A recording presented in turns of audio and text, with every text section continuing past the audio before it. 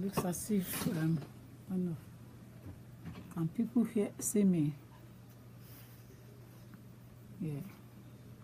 I think it should be clear, more clear.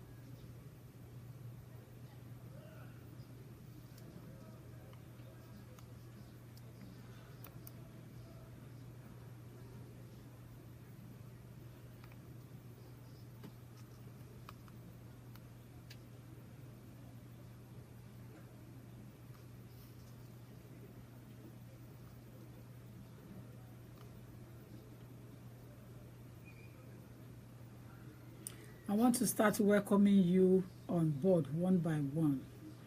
I want to appreciate you. I want to thank you all for your support. Without you, it wouldn't be possible to be on here all the time. And in the past 10 years that I have been on media, I have to comment on all of your support, all of you, especially those that we have been coming together from the radio time. He knows himself, they know themselves. She knows herself. They all know each other. Those that we have been coming together from the time of the radio till now. I'm still on the radio. I want to appreciate you because you're all fantastic. Èèyàn ní aṣọ tèmi, èèyàn ṣá láṣọ tèmi. Ṣùgbọ́n kí n tó tẹ̀síwájú, kí n tó máa sọ̀rọ̀ lọ. Alààyè la máa gbé orúkọ Ọlọ́run ga, kì í ṣe òkú. Mo fẹ́ ṣe ìrántí Mojísọ́lá Ọláìyá.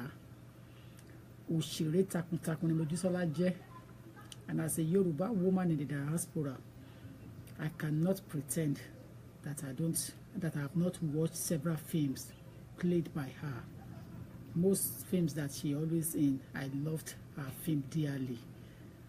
She's very beautiful. She was a beautiful woman and also a woman that knows her stuff to the standard. So I want to give a bit of silence, a minute of silence to Mojísọ́lá Ọláìyá. Kí Ọlọ́run kó fi ọ̀run kẹ́ Mojísọ́lá Ọláìyá. Kí Ọlọ́run kó tẹ́ sáfẹ́fẹ́ rere. Àwọn ọmọ tó fi sílẹ̀ sáyé, kí Elédùà kó ṣe bàbá fún wọn, kó dẹ̀ ṣe ìyá fún wọn, kó tọ́jú wọn. Nítorí máa ṣojú kò lè dàbí kéèyàn fúnra èèyàn wà ńbẹ̀. So I'll pray and I will continue to put Mojísọ́lá Ọláìyá in my prayers. Wípé kí Ọlọ́run kó tọ́jú àwọn tó fi sáyé, kí Ọlọ́run kó dẹlẹ̀ fún, kí Ọlọ́run kó foríjì. May the Lord Almighty God forgive her all her sins. May Mojísọ́lá Ọláìyá rest in peace. So if you are joining us now, please put it there that may Mojísọ́lá Ọláìyá rest in peace. Mention Mojísọ́lá Ọláìyá clearly so that they will know who we are praying for. Mojísọ́lá Ọláìyá rest in peace. Kí Ọlọ́run kó dẹlẹ̀ fún Mojísọ́lá Ọláìyá, kí Ọlọ́run kó tẹ́ sáfẹ́fẹ́ rere. It is so sad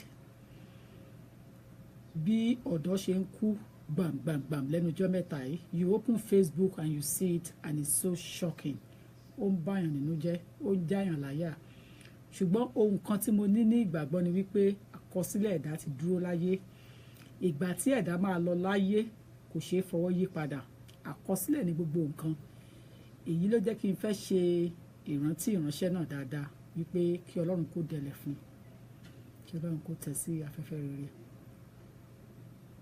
If you are just joining us, please write it there. Mojísọ́lá Ọláìyá rest in peace. Mojísọ́lá Ọláìyá rest in peace. Ẹ kọ orúkọ ẹ̀ kan lè mẹ́ni tí à ń sọ. Ṣé ti yé yín, please? Kí Ọlọ́run kó tẹ́ Mojísọ́lá Ọláìyá sí afẹ́fẹ́ rere. Ikú ọ̀dọ́ gbàlà máa pẹ̀lú ẹ̀. Ṣùgbọ́n àkọsílẹ̀ ẹ̀dá ti dúró láyé. ìgbà tí ẹ̀dá á lọ Ọlọ́run ti mọ̀, kì í ṣe pé bóyá ènìyàn kankan ló máa fọwọ́ yí padà mọ́. Kí Ọlọ́run kó tẹ́ sí afẹ́fẹ́ rere. Mojísọ́lá Ọláìyá, rest in peace. Mojísọ́lá Ọláìyá, rest in peace.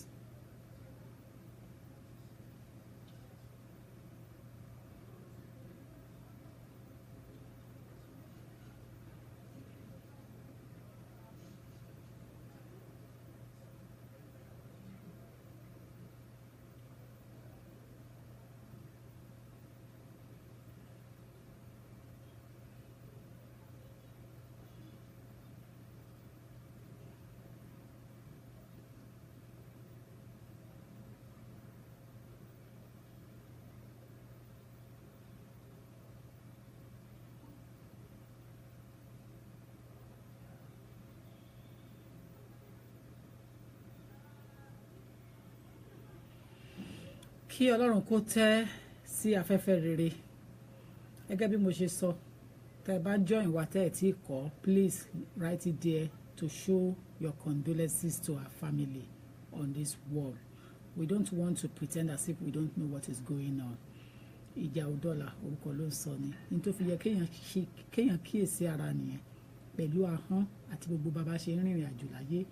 Now, tó bá ṣe pé ó bá èèyàn kan jà ní ìsìn tí irú ìṣẹ̀lẹ̀ wọn á lẹ́nìyẹn ló pa á, wọn á fi ikú ẹ̀ wọn á fi kọ́ ẹnìyẹn lọ́rùn. Ẹ jẹ́ ká kíyèsí bá a ṣe ń lo ahọ́n wa. Ẹ jẹ́ ká kíyèsí ara wa bá a ṣe ń lo ahọ́n ẹnu wa. Ìwé mímọ́ sọ fún wa pé ahọ́n ni ẹ̀yà tó kéré jù nínú àgọ́ ara. Ó ní tí a bá ṣàkíyèsí ara, ó lè ṣe àkóbá fún àwọn ẹ̀yà tó kù nínú ara. Tó bá ṣe pé ènìyàn ló bá jà lánàá tàbí níjẹta tí ìṣẹ̀lẹ̀ wọn ni wọ́n pa ni, quote it, wọn á léèyàn ló pa. Mi Mojísọ́lá Ọláìyá, rest in peace. I can never pretend as if mi ò mọ̀, nítorí mo máa ń wo fíìmù tó dẹ̀ máa ń jáde dáadáa. In fact, òun àti actress kan jọra dáadáa, tẹ́ bá kíyèsí ara dáadáa. But I don't want to mention somebody else's name here. But ẹni tó bá rántí á mọ̀ pé Mojísọ́lá Ọláìyá òun àti another actress jọra gan-an, tí mo máa mistakenly take one for each other. Òun àti another actress jọra gan-an. So only recently that I managed to demarcate between those two actresses, between Mojísọ́lá Ọláìyá and the other actress yẹn tó ń jọra. Wọ́n jọra gan-an, actress yẹn wà ńbẹ̀, but I don't want to mention her name, not at this time. Ṣùgbọ́n wọn àti actress kan wà tán jọra gan-an. Ẹ gbọ́, wọ́n ní she was a very humble woman. Ọlọ́run á tẹ̀ sí afẹ́fẹ́ rere, because ìrìn àjò ẹ̀dá láyé àkọsílẹ̀ ní gbogbo nǹkan. Ó dẹ̀ yé Ọlọ́run, ó yé aláwọ̀ àbí, ó yé ọba mímọ́. Ọlọ́run nìkan ló mọ nǹkan tó ṣẹlẹ̀ tó go wrong tó fi di pé ẹ̀mí ìránṣẹ́ náà bọ́. Ọlọ́run nìkan, ẹlẹ́dàá nìkan ló mọ ohun tó ṣẹlẹ̀ tí ó fi gba ẹ̀mí ẹ̀ padà lákòókò tó lọ padà yẹn. Ṣùgbọ́n ẹ má gbàgbé, gẹ́gẹ́ bí ẹni tó bá ń fi ọkàn sin Ọlọ́run dáadáa, ẹ mọ̀ wípé gbogbo ìgbà tí ẹ̀dá bá máa lò láyé àkọsílẹ̀ ni. Kò kì í ṣe ẹ̀yìn Elédùà ọba mímọ́ ohun tí ìbá ṣẹlẹ̀, àkọsílẹ̀ ni. Ọlọ́run ẹlẹ́dàá ò ní jẹ́ ká rí ikú ọ̀dọ́ mọ́, kò ní jẹ́ ká fọjọ́ ọlọ́jọ́ lọ. Òkú kúkú sunkún òkú ni, akọ́ṣọ lórí náà sunkún ara wọn ni. Ìgbà wo lèèyàn ò ní lọ, ta ni ò ní lọ. Ṣùgbọ́n k'Ọlọ́run kó tẹ́ ìránṣẹ́ yẹn sí afẹ́fẹ́ rere. Mo tún sọ lẹ́ẹ̀kan sí i, Ọlọ́run kó tẹ́ sí afẹ́fẹ́ rere. Nítorí ọ̀sán yìí ni mo tó gbé àwòrán ẹ̀ tó jáde from nowhere táwọn èèyàn ń gbé jáde. Èmi dẹ̀ ti ní plan pé mo fẹ́ wá ṣe program tẹ́lẹ̀, so mi ò lè cancel program mi mọ́. But to show my condolences, I have to mention her on my program. Kó tó di pé I carry on. Kó má di pé I can brush it aside. We can't brush it aside, especially when you are in the media, in the public glare. As someone that works in the public, things of that nature cannot be ignored. You cannot brush it aside. Èèyàn là ń sọ lọ́wọ́lọ́wọ́ yìí, kí Ọlọ́run kó tẹ́ sí afẹ́fẹ́ rere. Ilé ayé, ẹ̀yin náà ti rí pé bíntín ni. So ẹ̀yin tẹ́ bá wà ńbẹ̀ yẹn, tẹ́ ní ìkùnsínú síra yín, tẹ́ ń jà, tẹ́ ń lérí mọ́ra yín.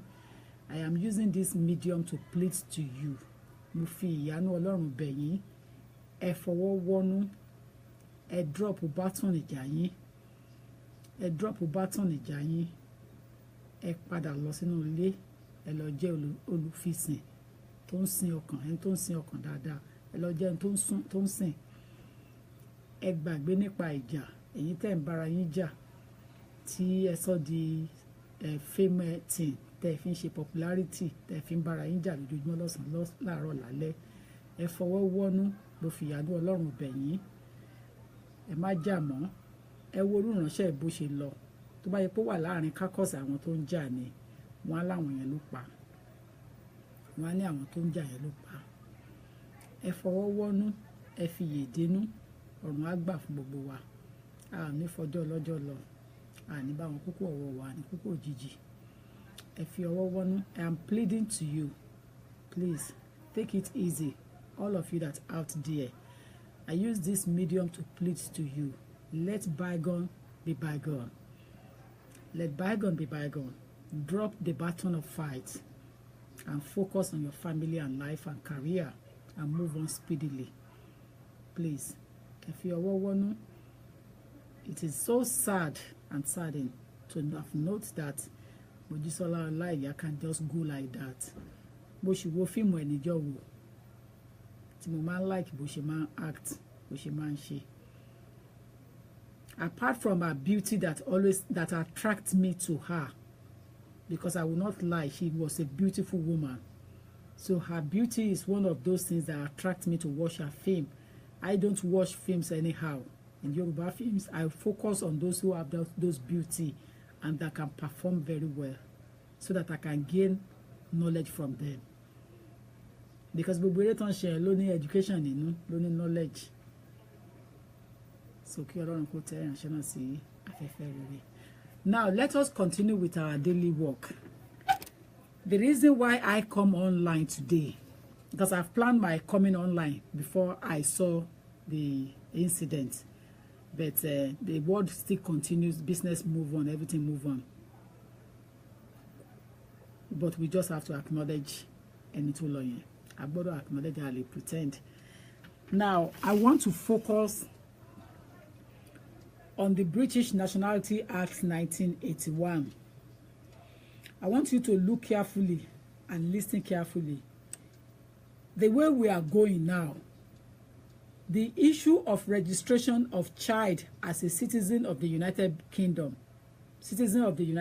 is becoming more complex, complicated, would I say rude in a way. I have carefully looked at the Nationality Act, and I looked at the recent insertions, and I noticed that if care is not taken, the way it is drafted, as an intelligent lawyer, I have managed to read it through, some of the sections quoted by the Secretary of State, and I realized that it needs to be redrafted or probably removed or reinserted properly. If it is not reinserted, let me tell you, thank you. If it is not reinserted, that particular section, I am telling you, wọ́n á gbé ọmọ ọba fún Ọ̀ṣun, wọ́n á gbé ọmọ Ọ̀ṣun fún ọmọ ọba. The way the Secretary of State is going with this Immigration and Nationality Act, I am not too sure whether other legal practitioners have picked on that particular section, but I have managed to look at it carefully, and I noticed that it has to be properly drafted. The instructions of that section is unworth it. It's not worth it at all.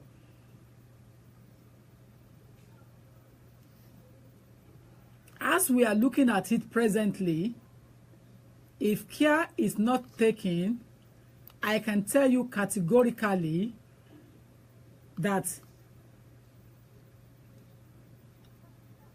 anybody can register any child at any time, the way it's drafted. Anybody can register any child in that household.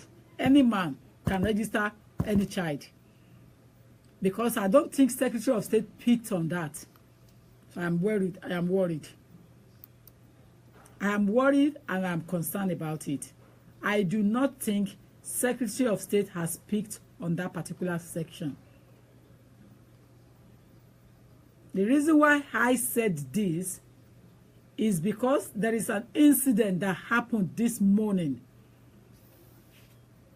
There is an incident, and I want you, if you are out there now, I want you to be carefully listening to me. I want you to take this on board. I want you to listen to me. Because if you don't listen, you never know when you are coming to fall inside it. Now, there is a particular section under the Immigration and Nationality Act 1981 that is saying that if the mother was, first of all, it says father of the child is the mother at the time of the birth, irrespective of any other evidence. If the mother was married to a British man at the time of the birth, the child is British. Listen carefully. If the mother was married to a British man at the time of the birth, the child is British.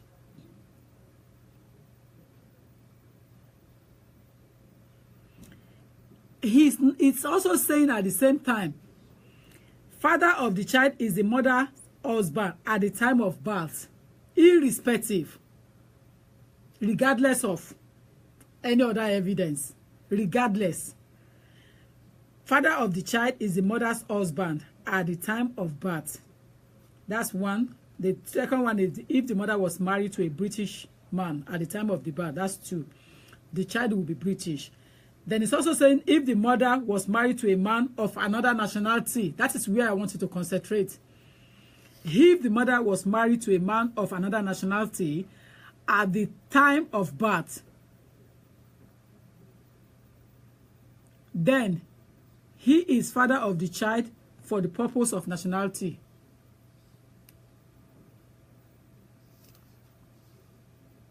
So do you it's wrong? I think we're back again on I think we're back here. I don't know what happened. So it's saying here that if the mother was married to a man of another nationality at the time of birth, then he is father of the child for the purpose of nationality. Isn't it that serious? If the mother was married to a man of another nationality at the time of birth, then he is the father of the child for the purpose of nationality. So, ohun tó ń try láti ṣàlàyé fún wa bí báyìí, ó wà a bit complicated. A bit complicated. And I don't want you to miss this point. Because what happened to this particular client that owns this matter is that she submitted an application to the Secretary of State. And basically, the issue here is that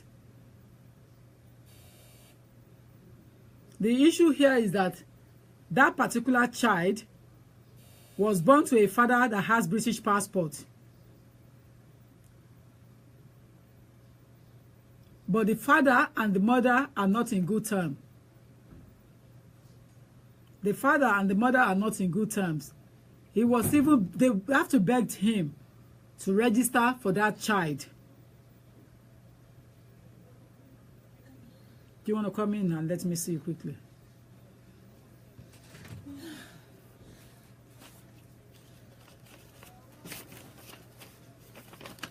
I think that's it. I'm online. I'm live online.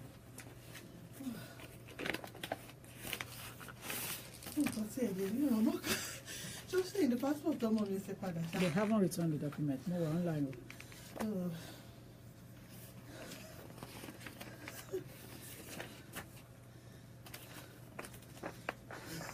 At least your status is granted. You have all the original documents, have you? No, there's nothing. So it hasn't come through then. Residence card in lower code. Okay. So you have to come back and get your residence card. Yeah.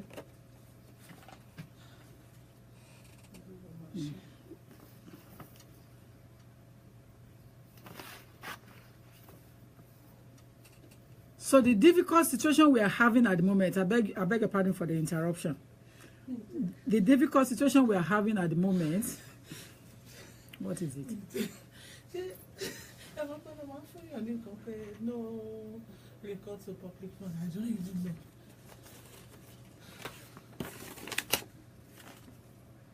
know. No record to public fund.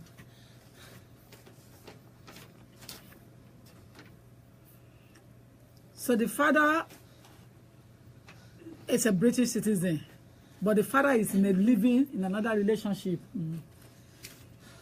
The father is in another relationship. Home Office is now asking the father's documents. Thank you. You're welcome. Thank you so much. I will let you. I don't know what to say. I'll let you know when the document is back. Okay. At least you've got the residence card. So Yeah. yeah. I don't know what to say. It's all right. Don't worry. So much. Anyway, let's carry on with our own thing. She just came to collect her card.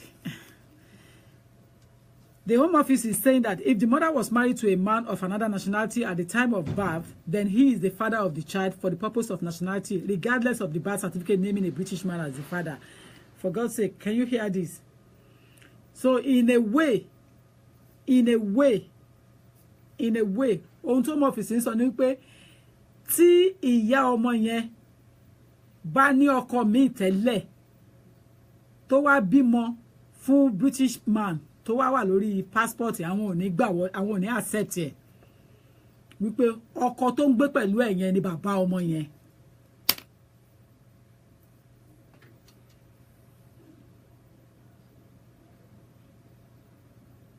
I just hope we are speaking the same language. I just hope we are understanding each other very well. Do you understand? What he's saying here is that if the father of that child, or if the mother has a partner that they are living together properly like man and woman, and the woman now says that the child was born to a British father outside the marriage or relationship, Home Office is saying no, it's not accepting that. She's going to accept the fact that the nationality of the man that the woman is living with is what the child is supposed to have, unless if it's clearly stated. So where a person is treated as the father of the child under Section 28 of the Human Fertilization and Embryology Act 1990 or Section 35 of 36 of the Human Fertilization, that person, or where a person is treated as parent of the child under Section 42 of 3 of the Human Fertilization, they will accept that person. The person will be accepted as a father if he's treated under the Embryology Fertilization Act.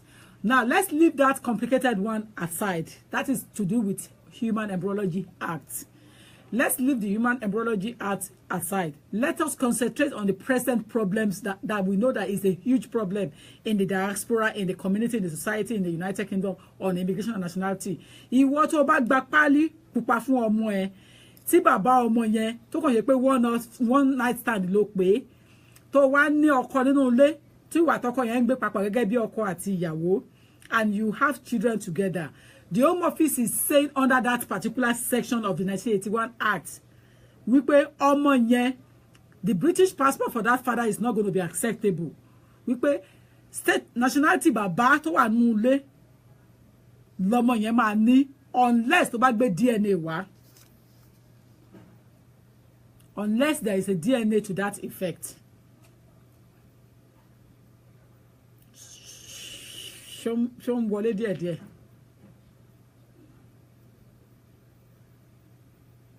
A client that came for an advice, it's not really not my client because she has her own lawyer, but she brought in documents to me, and the document was left for me to have a look at. And Home Office is saying, the Passport Office is saying that they have conducted an investigation into the issue of the daughter's British passport and to the claim of the nationality following a referral from the United Kingdom Visas and Immigration, which is the Home Office. So the HM Passport Office has conducted their investigation. They are now saying that the child has no entitlement, that in their investigation, they have now concluded that that child has no right to hold a British passport. The British passport was obtained for that child through her father, but the father wasn't the man that the woman is living in the house with, according to what the woman said to me today. Now, the issue here is that the Secretary of State is saying, as of today to the 18th of May, the section is correct. Unless there is a DNA to prove, they will take the nationality of the man that the woman is living in the house to be deemed as the nationality of that child, not British. So what they are now saying is that he should return the British passport. She called me to seek for my advice, but I said to her that my hands are quite tight. Because whether you return that passport back to them or not, unless there is a DNA to satisfy that allegation, it will assume that that child has no right to hold British passport, given the fact that she has not spent 10 years continuously in the UK as of entitlement. This is today's predicament, today's issue, because the lady brought this paper to me to read, to have a look. So I then carefully went into the sections to go and see if I can read that particular section and arrive to my own conclusion and see what actually went wrong. The sections under that British Nationality Act 1981 has made it clear, and this is the reason why you should respect what I've always been telling you, that immigration law is difficult. Immigration law is complicated. It's only for those who can read and research that can practice in this area. It's really, really difficult. The British Nationality Act is saying, unless you have a DNA that is satisfy area yẹn, they're not going to accept that child as a British citizen. Tí bàbá ẹ̀ ò bá ti lè yọjú síta, ọkọ tó bá ń gbé pẹ̀lú ẹ̀, òun ló máa lò normal nationality ẹ̀, làwọn máa accept nationality ẹ̀ as nationality of that child. So in a way, obìnrin tó bá gbóyún wá láti ta, tó dẹ̀ ń gbé pẹ̀lú ẹni tó ní British passport, what the law is telling you, I am not teaching you bad thing, but what the law is saying is that nationality ọkùnrin tó ní British passport yẹn, òun ló máa lò fọ́mọ yẹn, kì í ṣe ọkùnrin tó fún ẹ lóyún láti ta tí ò níwèé ìgbélú yẹn. So tó bá wà in relationship pẹ̀lú èèyàn níta tí ẹnìyàn ò níwèé tó wá lóyún fún, Home Office is telling you under this section wípé o lè gbóyún yẹn, oyún àlè wá fọ́kọ nínú ilé, kó o dẹ̀ register ẹ̀, kó o lóhùn ló lọ ọmọ, kó o dẹ̀ bá British passport fọ́mọ yẹn, kó o dẹ̀ fi gbàwé. Má gbàgbé o, kò sọ́mọ láàrin ìwà àti British person yẹn, bẹ̀rẹ̀ jọ ń gbélé, Ọlọ́run ò yọ̀ǹda ọmọ fún yín for one reason or the other, but out of carelessness or whatever, èèwọ̀ léèyàn kan níta, ó wá lóyún, ẹ̀rù wá ń bà ẹ́ bó ṣe máa ṣàlàyé. Home Office ní kó má bẹ̀rù. This is the way I interpret it, that ẹni tó wà nínú ilé, the person in the house as your husband, is the nationality of that person that you are going to give to that child in your belly.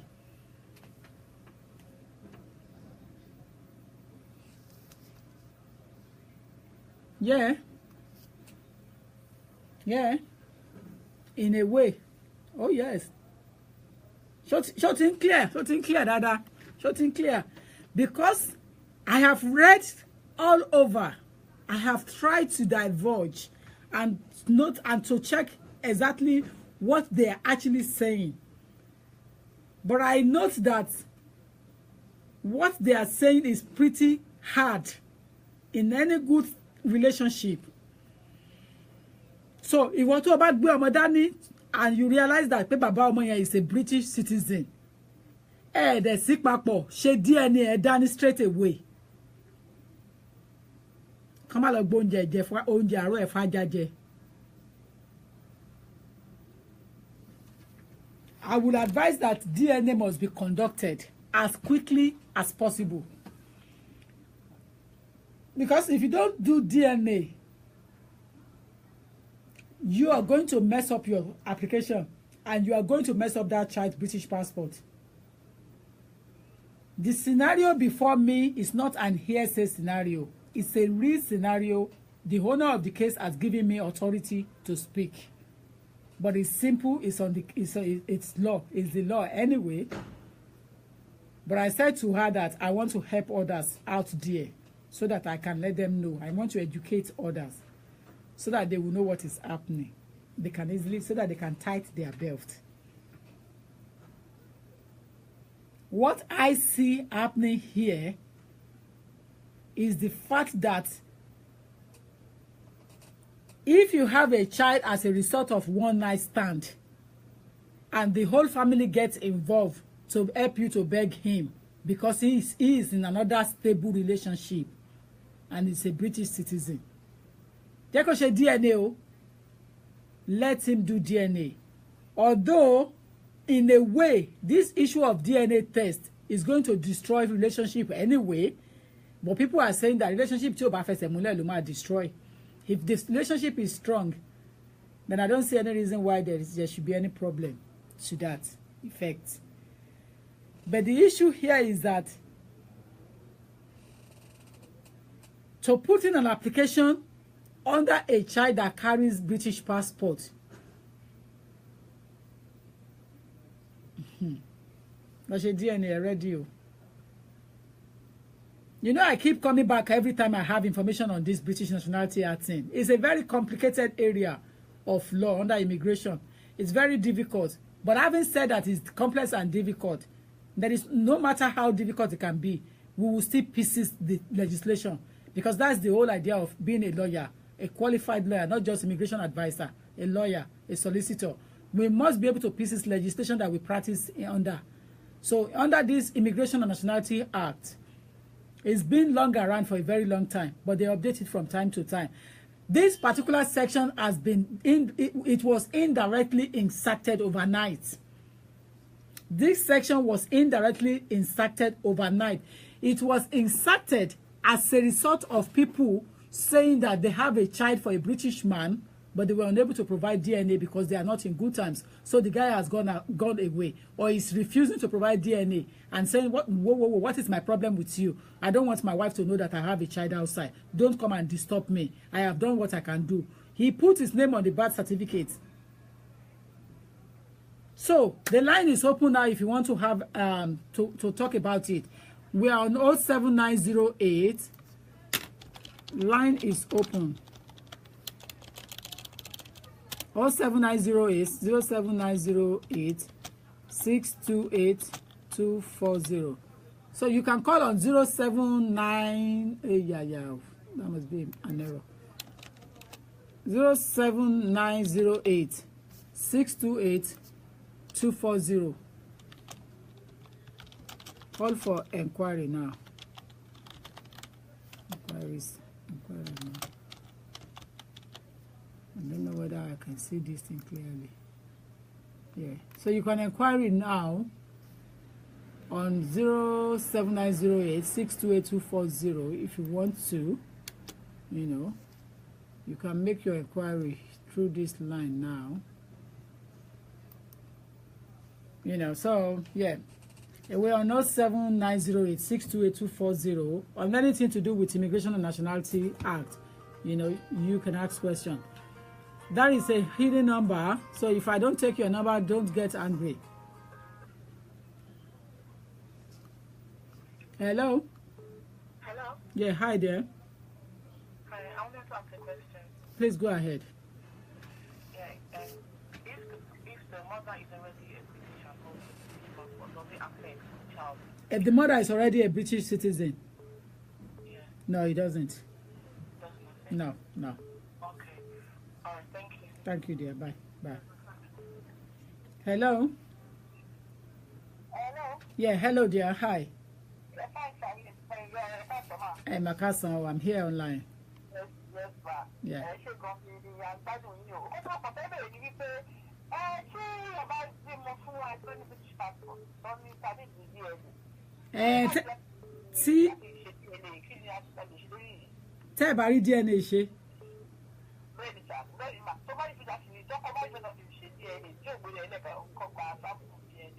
Ó máa affect application yìí o. Okay. It will affect your application if you are picked at random.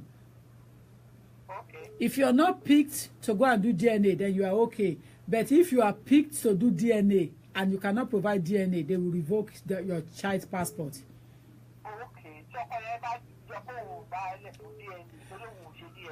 Yeah, if your man refused to do DNA, they are going to revoke your child passport.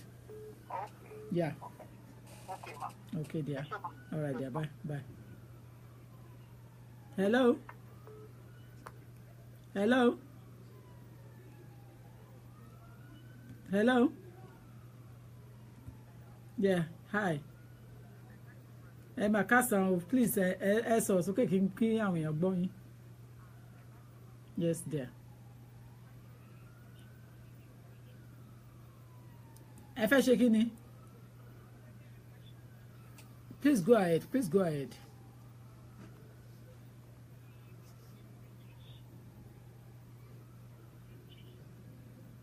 Ẹ ní ọmọ tó jẹ́ British citizen. Ọkọ yín náà British, yeah.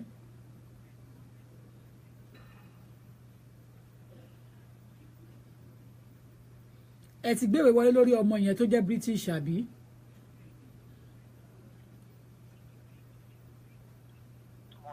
Okay.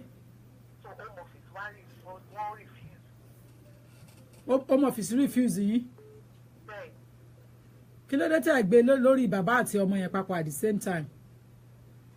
Okay, nǹkan tí lọ́ọ̀yà wá sọ fún mi nìyẹn pé kí n gbé sí orí ọkọ mi pé ká ṣe living together. Ta ló advice yín tẹ́lẹ̀ pé ká ẹ gbé sórí ọmọ nìkan? Kò sẹ́yìn kankan tó advice mo kàn ń gbọ́ níta ni pé sẹ́yìn bá gbé sórí ọmọ nìkan pé wọ́n máa fún yàn.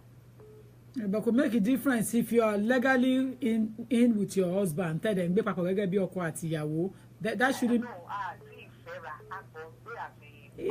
It doesn't matter, but you have evidence of living together, isn't it?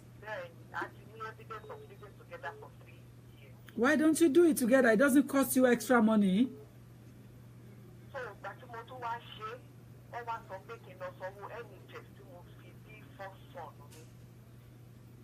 You see? Yeah. Because they have already concluded that it was not a man that carried the pregnancy. So if the father of the child is a British or settled person and the woman hasn't got status, the woman will be responsible for the National Health Service payment for hospital delivery. Yeah.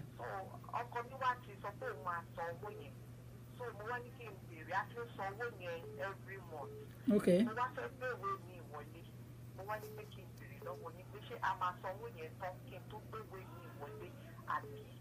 Èló lówó tẹ́ jẹ wọ́n, èló ẹ ti Sunday? 9,000. Why tó ṣe pé tó ṣe wọ 9,000? Okay. Mo ti understand. It's fine. Mo ti understand. Ẹ má sọ mọ́. Mo ti understand. That's fine. Owó tẹ́ jẹ wọ́n yẹn pọ̀ díẹ̀, so mi ò mọ̀. Anyway, tẹ́ bá ti make a proper arrangement as to how you want to be paying them back, I think you should be all right. But how much are you paying every month? We are paying £250. So you have paid over 1,000, Abi?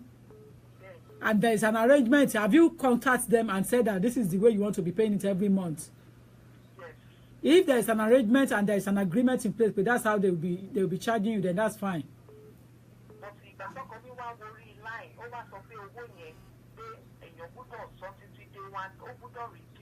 1,000. I was going to say that, but I just don't want to be too forward. That's why I didn't say anything.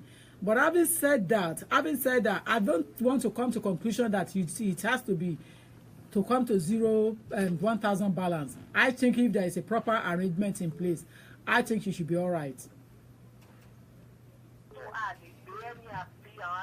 any application was only but we have to reduce 1,000. I haven't checked where it's stated, madam, to be honest. I think it would be appropriate. Let me look at the documents for refusal and let us see what happened. If any time, book appointment, let me see, and then I can take a.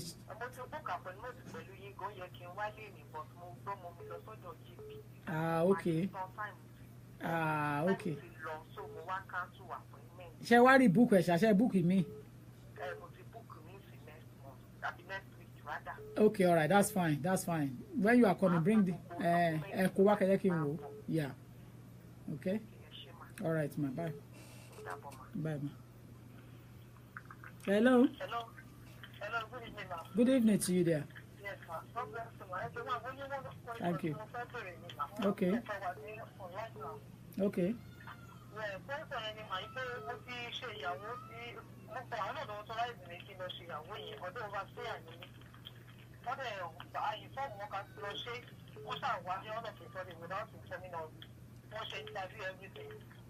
So after that, talking to the man sign, then all authorized me to see a way.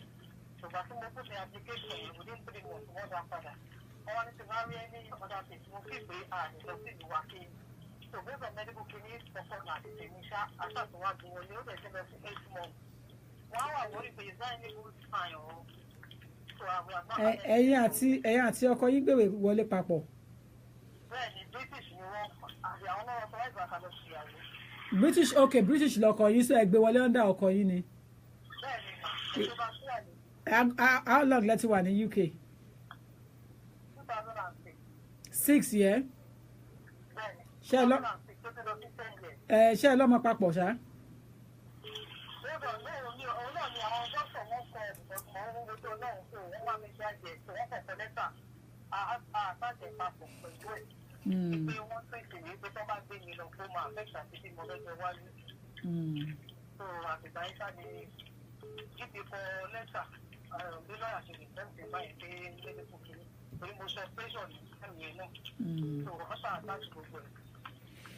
Okay, I think you should just hang in there and wait for the outcome. I think you should just hang in there, but technically, I don't want to spoil your mind, but tí o bá sí ọmọ lára nínú relationship yẹn wọ́n máa ń fẹ́ refuse.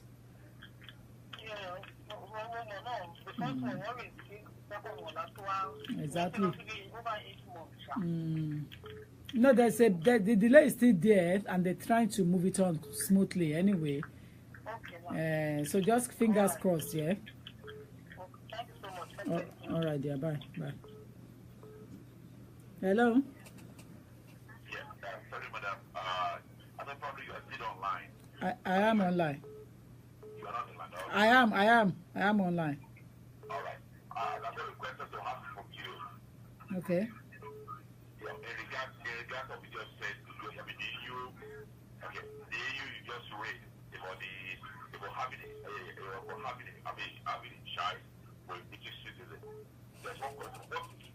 What if it is other way around?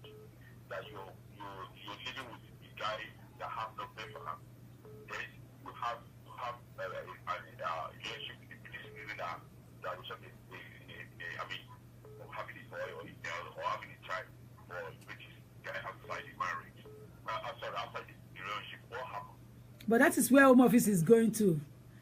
That question you ask is the meaning of that section. Okay. Do you understand? Yeah, I'm following you now. Yes. You see, that question you ask is the reason why that section was inserted. All right. Because I have a very close person to me. Yeah. I think I won't say much. I don't want to get in contact. Okay. It happens to be an arrangement. You understand? It has a husband. Well, I say it has a partner, but not legally married. They have 2 children, but one way or the other.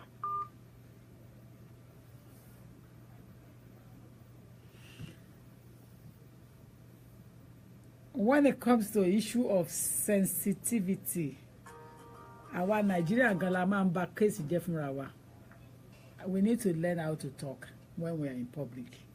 Hello dear, hi. We need to know what to speak about. Carry on, my dear. Hello, carry on. Hello? Yeah, hello there. Hi, I'm here. Good afternoon, ma. Good I'm sorry, I just want to inquire. Yeah. Because my son is a British, he's 6 years, and I do have my 2.5 from him. And nearly that we're not together. So I just want to know if it will affect me if I'm renewing next year. You have a British child. Yeah, he's 6 already, so I do get my 2.5 with under his passport. And you have to renew it next year. Yeah. When I don't know if it will affect me next year. when is the British passport going to expire? It's going to expire next month. I'm going to renew it next month. Okay, yeah, of course, proceed with the renewal and see what will come out of. What about you, the dad of the babe of the child? He's here. We split up, but we're not together. Oh my God, you will need him, oh. So it's better you ask him to do the DNA now in advance and have it in your pocket. Okay, we should do DNA. I think you should do it in advance. Okay, so if I want to renew the passport, do I need to put the DNA? I have a client that renewed the passport by herself and she was okay.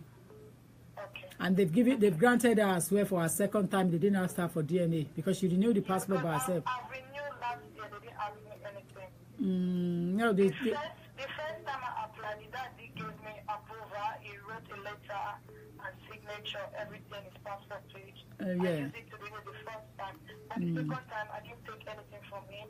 I just used my son's passport and. I think you should prepare him ready for DNA. I think you should do I that. want to renew this month ending for my son's passport. Should I get the DNA from him? Yeah, if you can get the DNA in advance, that's fine. But you can proceed with the application. That shouldn't be a problem. Okay, but if I want to put the application in, do I still need his British passport number? Yes, I think so. Okay, because he said he's not with him, that he used it for something, so he's refusing to give me at the moment. But what about the copy? You're supposed to have the copy when you submitted the application for your paper. Yeah, the first one copy I used, it was the Nigerian indefinite passport page. Okay. Not the British one, yeah. Okay. Yeah.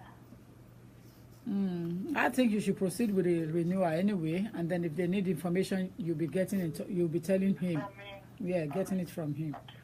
Okay. Thank you very much. You're welcome. Bye. Hello. Hello? Yeah. Hi there. Yeah, good afternoon, ma. Good afternoon there. Yes, please, I'm calling because I have a case that is like similar to this one. Okay. Yeah, I have a British daughter. I renewed my 2.5 years. Okay. And, I just renewed her passport last year because I have 5 years of finished. So she's got another 5 years now, which is going to expire about, I think it's going to be 2020. So my 2.5 is going to expire in February next year. Okay. So I don't know if that is going to affect me because when I actually renewed the passport, the dad was not there, and he actually wrote a letter in the first application that he doesn't want to have anything to do with the child. So I attached that letter to the renewal because they returned the application form to me. So when I sent the application back to the passport office, so they gave me the passport. So me and the dad, we are not in talking terms anymore. Okay. I don't know now if I'm going to renew my own visa in 2018, maybe it's going to affect me. Because she's got a second British passport. She has second British passport, isn't it? Yes. And when is her passport going to expire?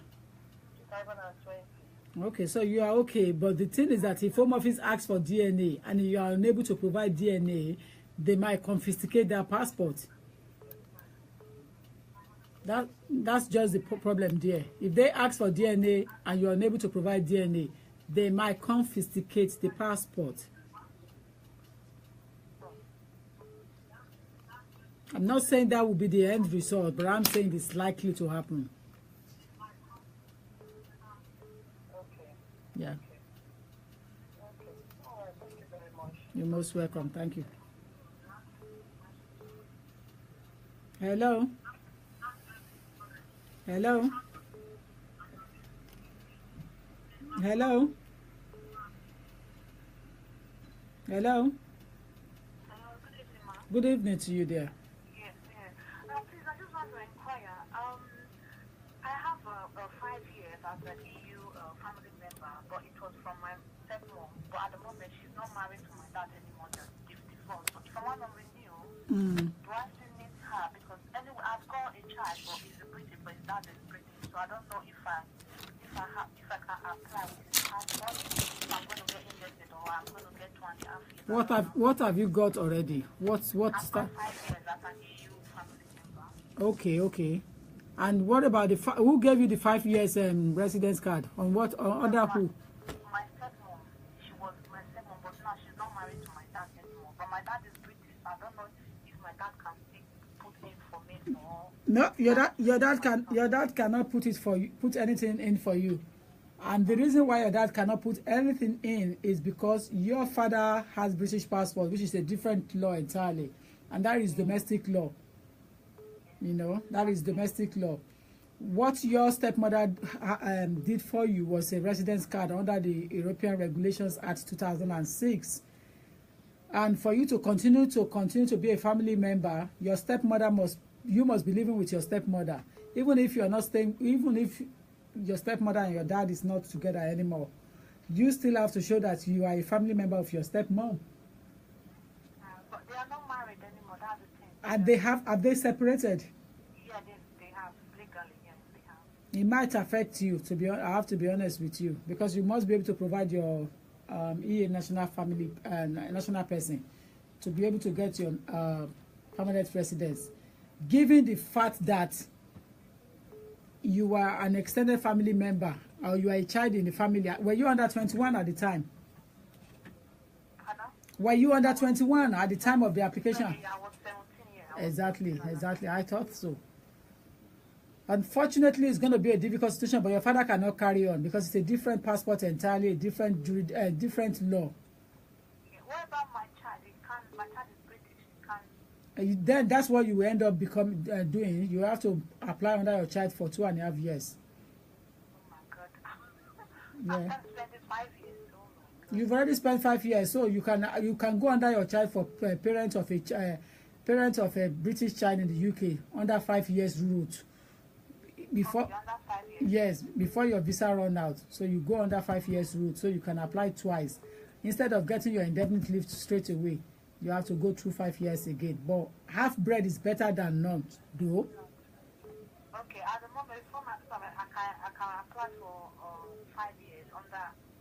You can apply for 2.5 years under your son or your daughter. Okay, Yeah. Okay. Under British law. Okay, so after that, when can I apply? I have to. You have to apply for 2.5 years twice. Twice, okay. Yeah. Okay. All right. Thank you very much, ma'am. You're welcome. Thank you. Yeah, bye. Hello? Hello, ma. Yeah?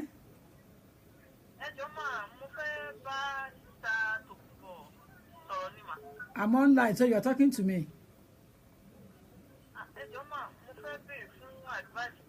Yeah, but I'm online. I'm on a chat line. I'm on public. So, do you want to talk?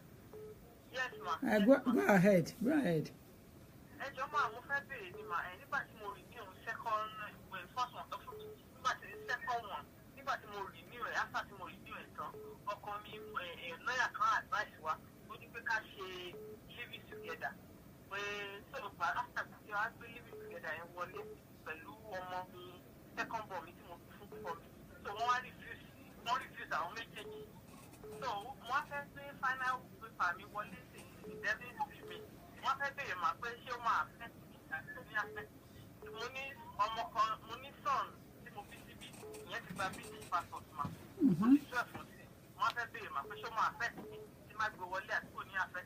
Kí ni wọ́n ti fún yín tẹ́lẹ̀? Under your partner.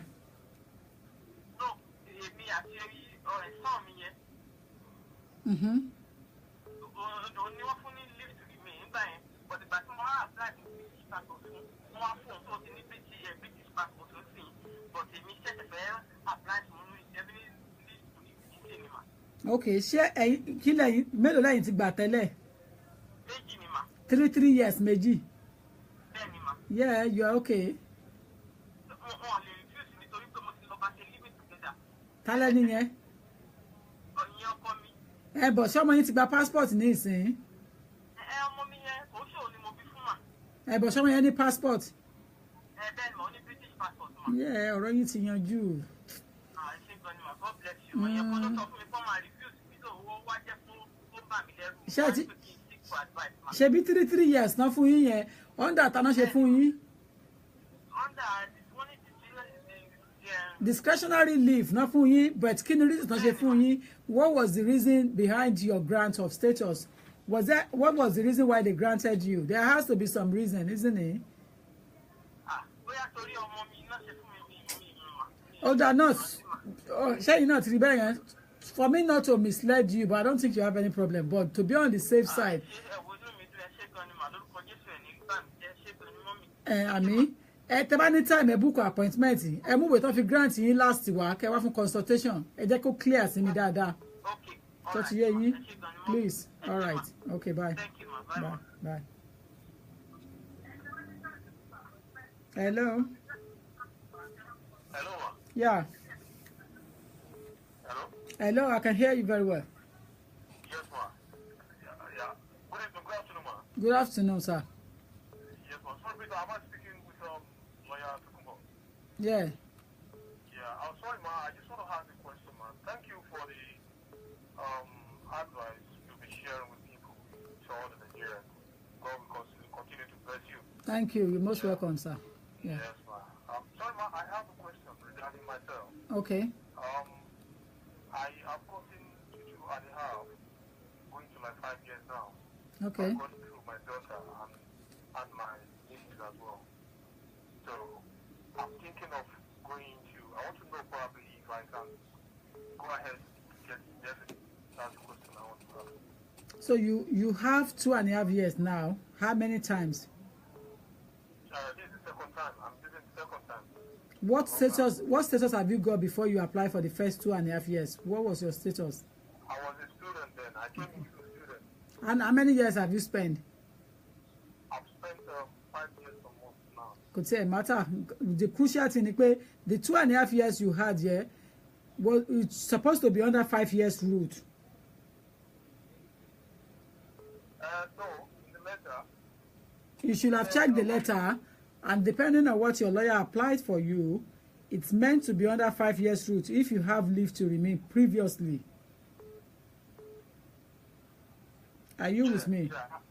You see? 2.5 before. Yeah. When I now applied last year, they gave me another 2.5 years again. Yeah.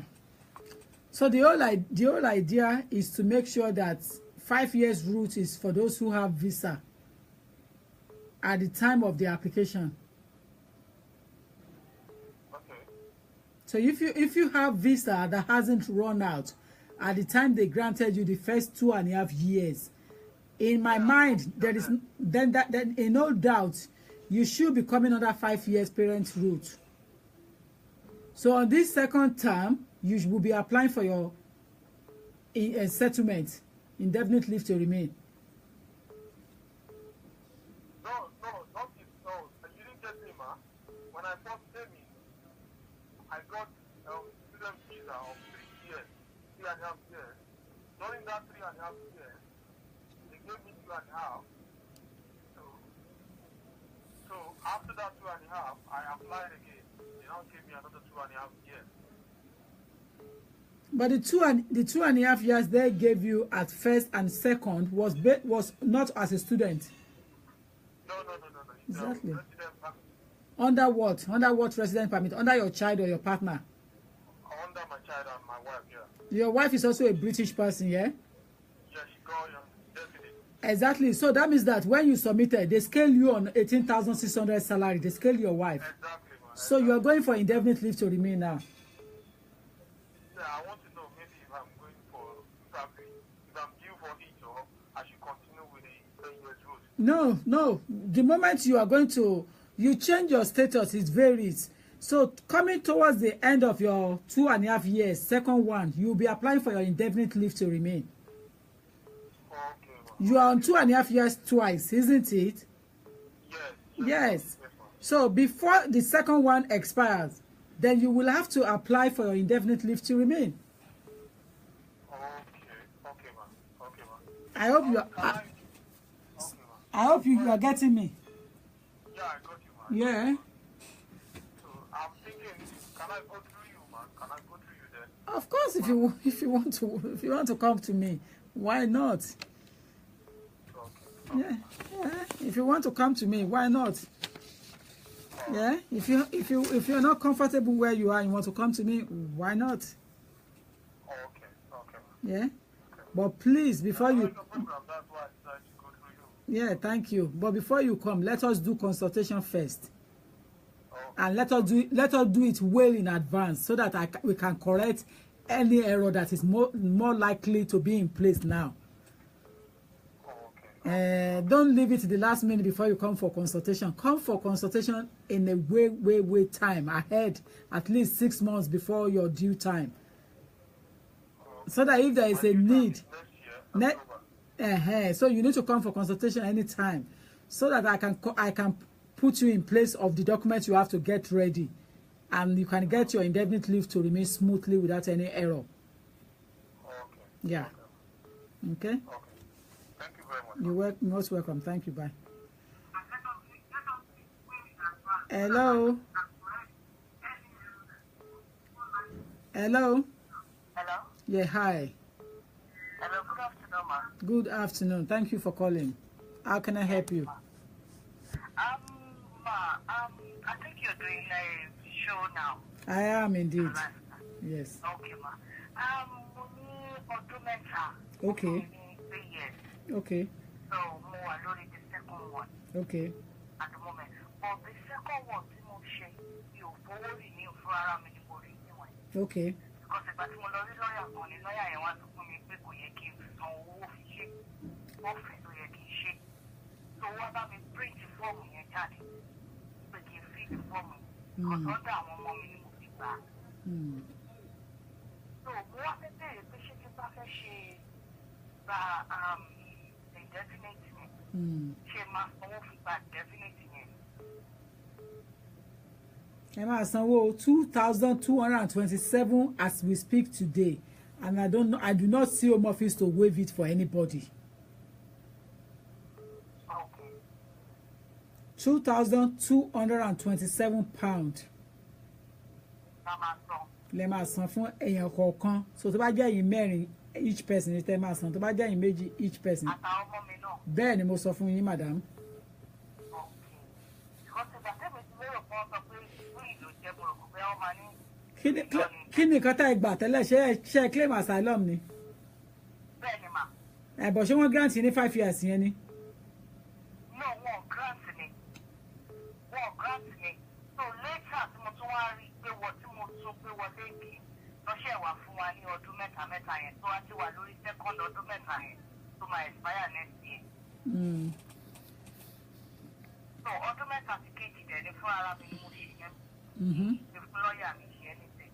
Because lọ́ọ̀yà tí mo fẹ́ gbé fún ìgbà tí mo lọ bá wá sọ fún mi pé kò yẹ kí n fowó ṣe.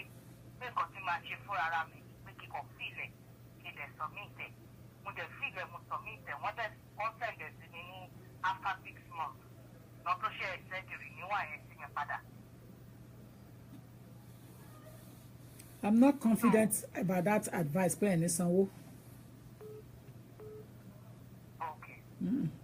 Torí mo kàn fẹ́ find out náà ni pé ṣé máa sanwó definite àbí definite náà free ni.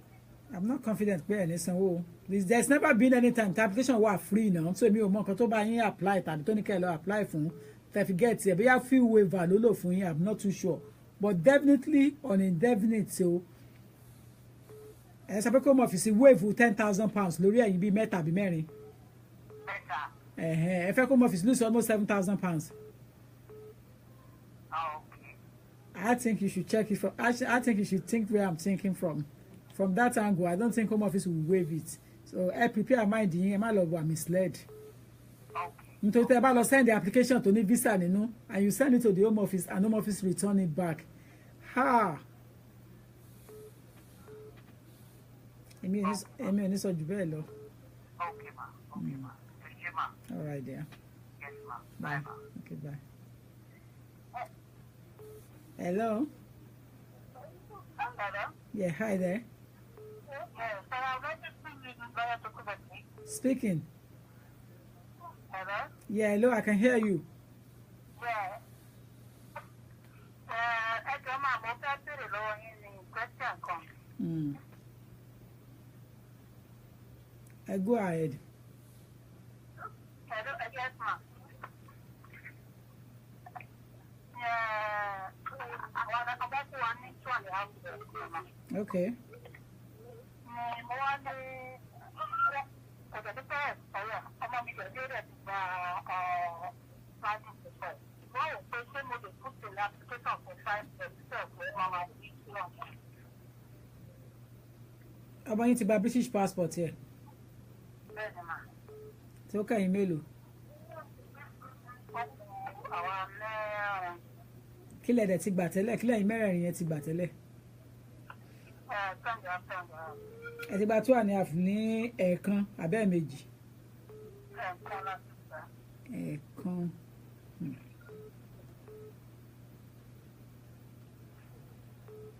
Ẹ ṣe fẹ́ apply nísìn fún ẹ̀yin mẹ́rẹ̀ẹ̀rin fẹ́ lọ fún extension. Bẹ́ẹ̀ni. So you get the money. Àwọn òpin ṣé a lè kúkẹ̀ fún ìgbà tí a ní ọmọ tó ní British passport lọ́wọ́ pé a lè kúkẹ̀ fún 5 years under British instead of completing 2.5 years. They are after 5 years now they who are being invested. It doesn't work like that. Ẹ ti overstay kan tó fún yín ní that 2.5 years, isn't it? Yeah. So it will come under 10 years.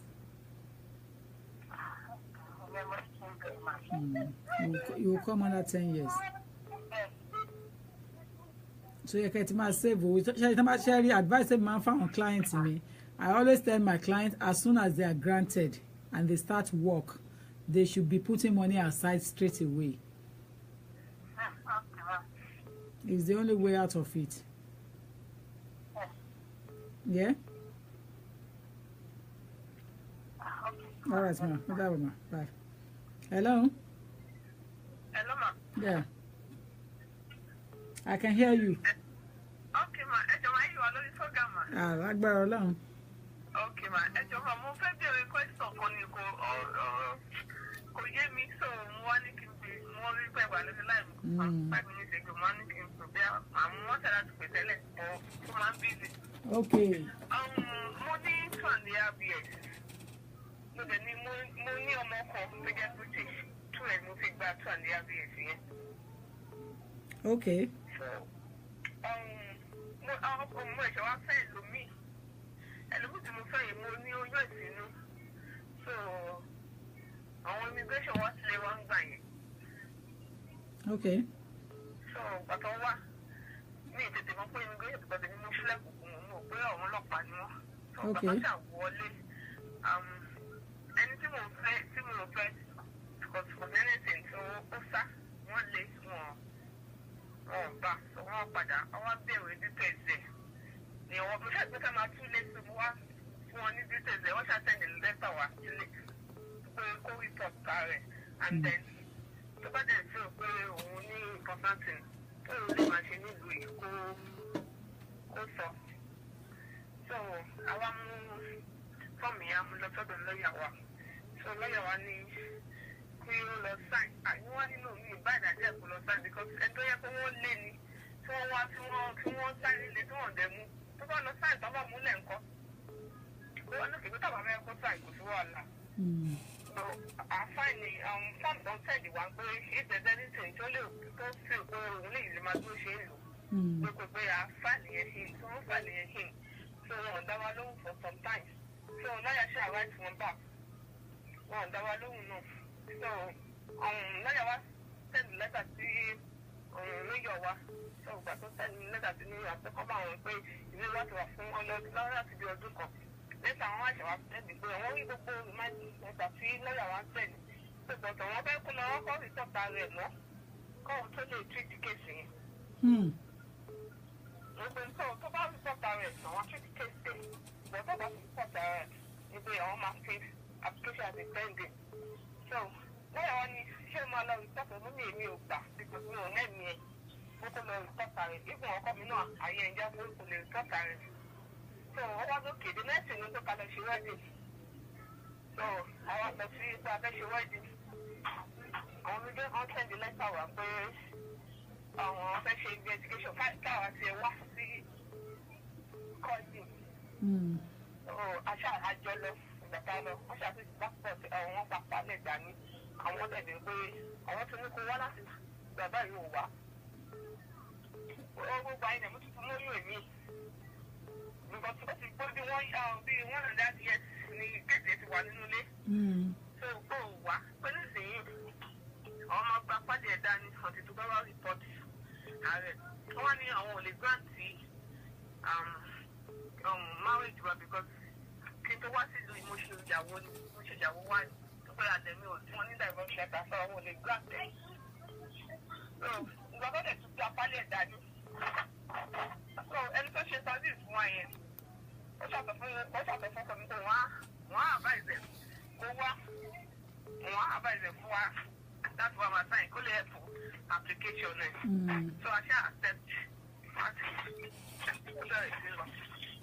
because let's cut the long story short because èrò pọ̀ lórí line tó ń cut off tó fẹ́ wọlé wá. The bottom line is he needs to attend to go and see them reporting because if he doesn't go to them for them to make their decision, they will not make any decision. They're going to put it on pending.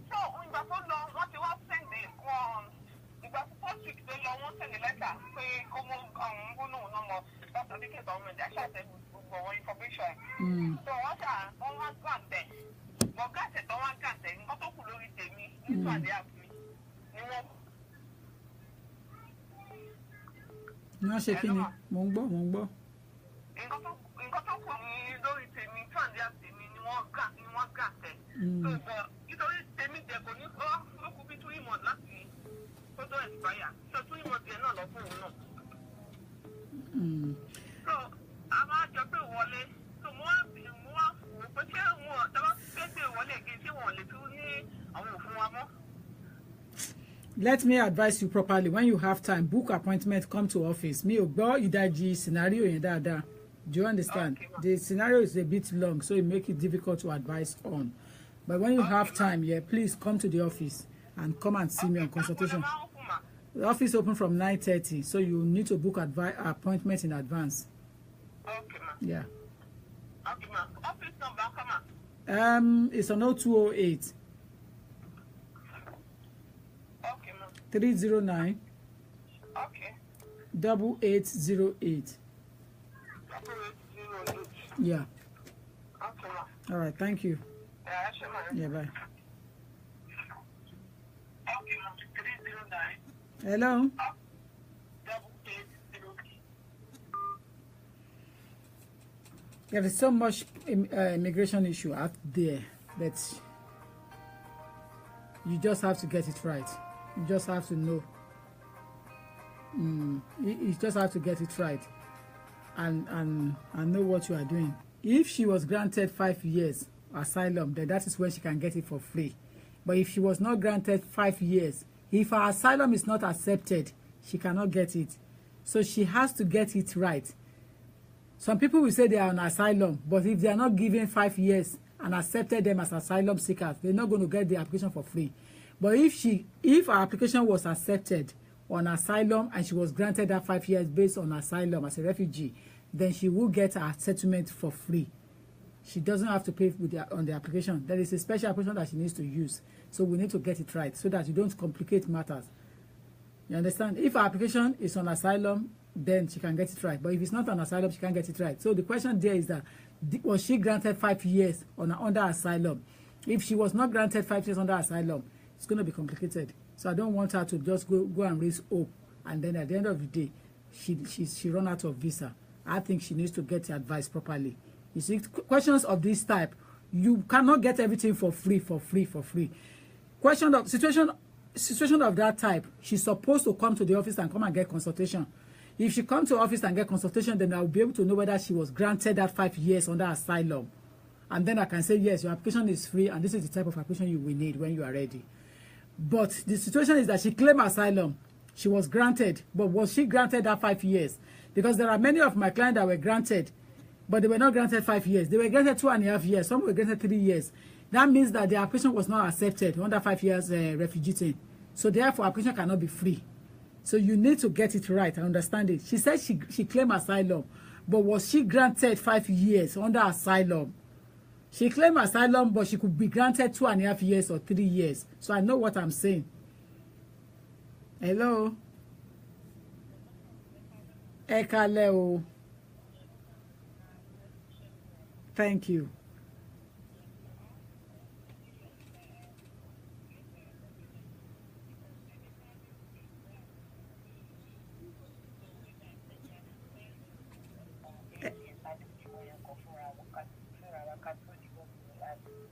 Okay.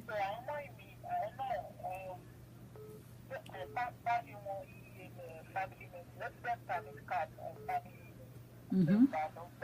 Mm-hmm.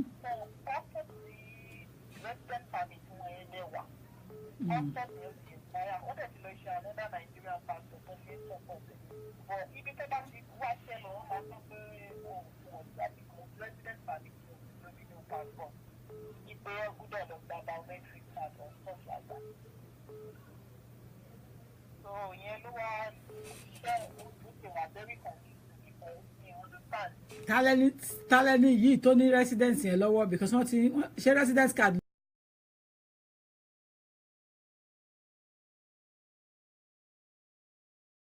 Under immigration and nationality law, a lot of things ló ń ṣẹlẹ̀. Ẹ káàsán o. Go on quickly.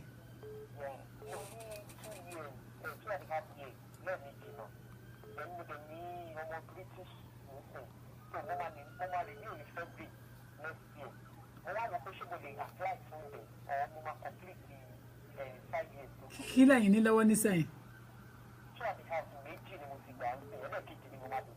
But ṣé ti imat kan tó pọ́n fún yín the first 2.5 years ṣé overstay?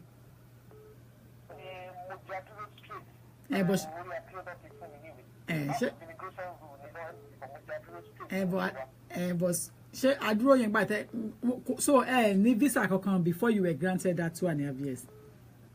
No, I don't have anything. 10 years route lewa ma.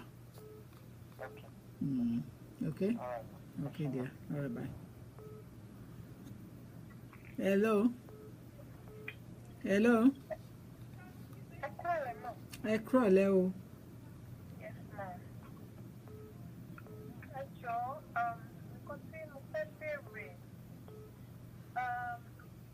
actually, èmi mo máa ń wá sí UK as visitor ni.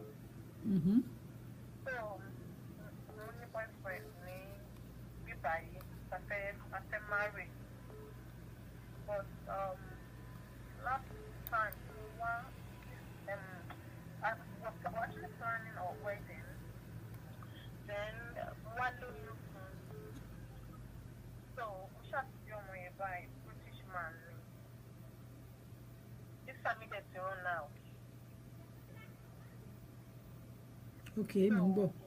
So mi ò kí mi mọ nǹkan tí mo máa fún wa ṣé mi mọ nǹkan tí mo fẹ́ ṣe ń sìn lórí ni mo ṣe kọ́ ọ̀nà.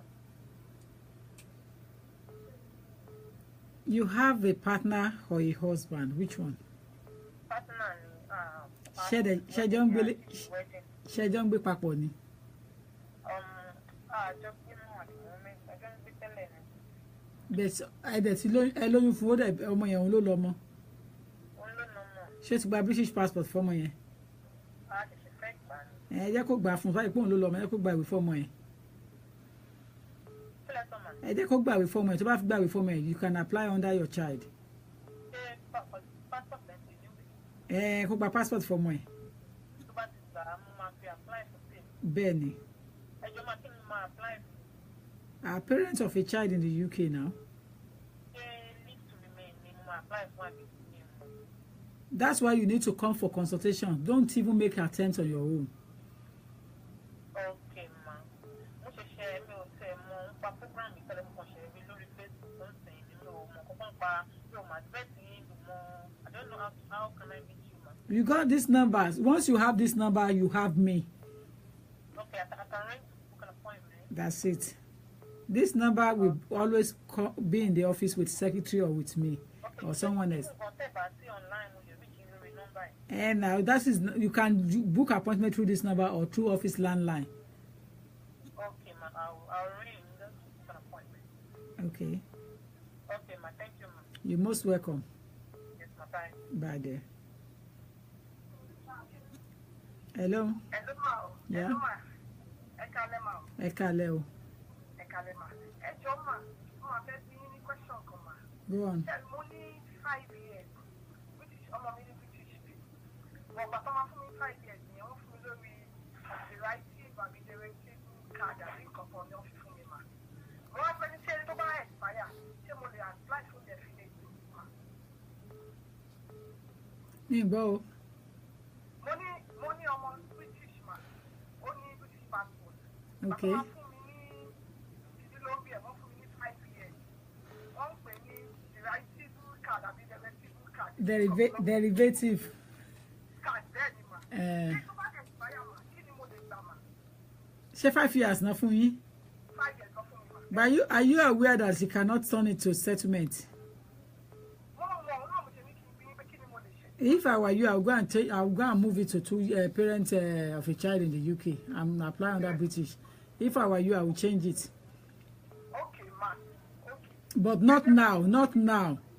Not now. 5 years, not for you. Isn't you were given 5 years? Yes, ma. See, use your 5 years to the last minute, Okay, ma. so that you can claim that 5 years and then go for parent of a child in the UK under 5 years again, another 5 years, instead of starting all over 10 years again. Okay, ma. Okay, ma. Okay, ma. Okay, ma. Yeah? Ma. Ma. No worries. Yeah, bye. Hello? Ekrole. Thank you. Yeah. Ẹ ṣeun o.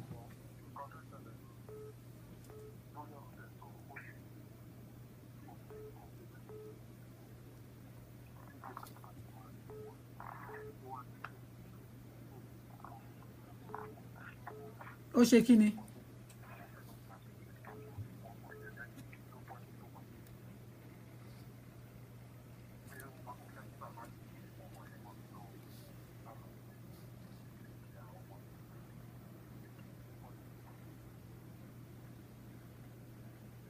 Mi gbọ́ yín rárá àti rárá. Ẹ sọ pé kí ni? Ìyá. Okay.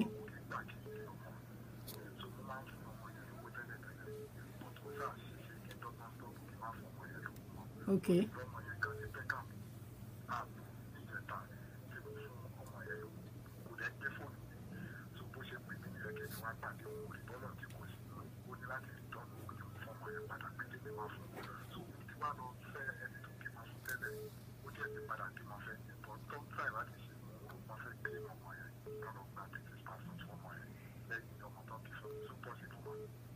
Ṣe bí o ní ìyá ọmọ yẹn. So ẹni tó fẹ́ tẹ́lẹ̀ yẹn ò ní ìwé. Ẹ dúró ẹni tó bí ọmọ fi ṣe bẹ sọ pé ìyẹn lọmọ nísìnyí lẹsọ. Mi gẹ̀ẹ́tì yín náà ẹni ẹ̀yìn lẹ lọmọ yẹn.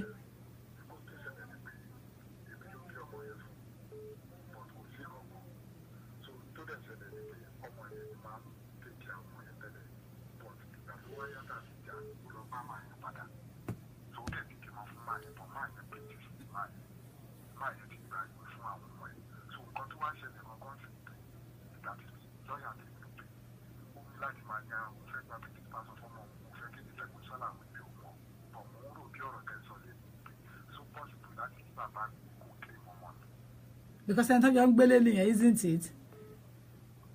Wọ́n jọ gbé gan, wọ́n jọ gbé tọ̀tọ̀ lọ gbé bọ̀ láì ní ilé, bọ̀ bí mo ṣe ń gbọ́ àdírẹ́sì máa yẹn lọ. Wọ́n jọ gbé. Kò tó pọ́sibú torí nǹkan tí nínú ìṣe pé tó ó pọ́sibú fún mi kí ẹni kan máa kọ lẹ́tà ilé bá gbé kọ́ bá bàbá ìṣẹ̀lẹ̀ pé ọmọ mi kò fẹ́ kí ni mo fẹ́ gbé. Àwọn ọmọ fi sòrán yín wọn, ọmọ fi sògbéṣẹ́ rán Uche yín bẹ̀ yẹn.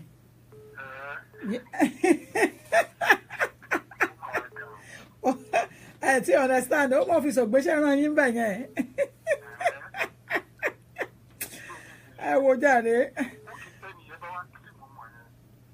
Kò lè claim ẹ̀mọ́ yín lára because tí ò bá yẹ pé òun ló ní DNA kò dẹ̀ ní British passport so kò gain anything kò need it for anything. Orúkọ yín ló wà lórí birth certificate now.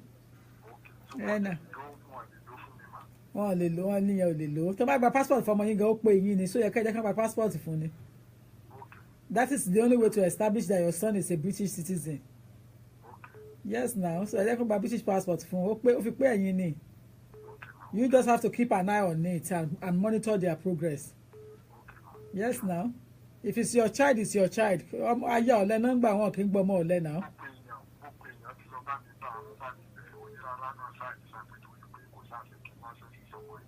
Ìyàwó ọ̀lẹ náà máa ń gbà wọn kì í gbọ́ ọmọ ọ̀lẹ.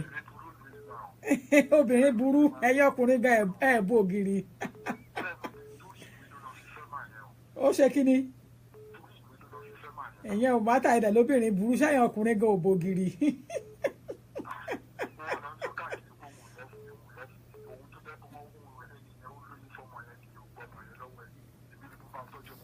Ẹ ó lò yín ni àti ní lọ́ọ̀fù wà ẹ̀ gẹ̀ẹ́tẹ̀. Àti ní lọ́ọ̀fù wà kì í ṣe ojú ní lọ́ọ̀fù wà ó lọ́ọ̀fù ò sí lórí ojú love is in the heart. So ẹ̀yin ní ká fọmọ yín ká ẹ̀yin ní ká monitor progress ká ẹ̀dẹ̀ gbàgbé tí ká fọmọ yín tó wì títà ìbá ti tó. Nà ó tẹ́ ẹ bá need help ẹ come for consultation tẹ́ bá ti ní time. Yeah. Okay. Ẹ̀yin ọkùnrin tí bá tún gbọ́ lẹ́nu wípé obìnrin burú ẹ̀yin ò bú ògiri ni. Are you men are not you men are you want to tell me that you are perfect as well?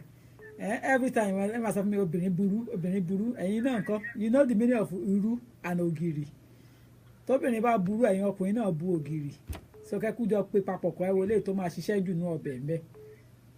Hello. Morning kẹ̀.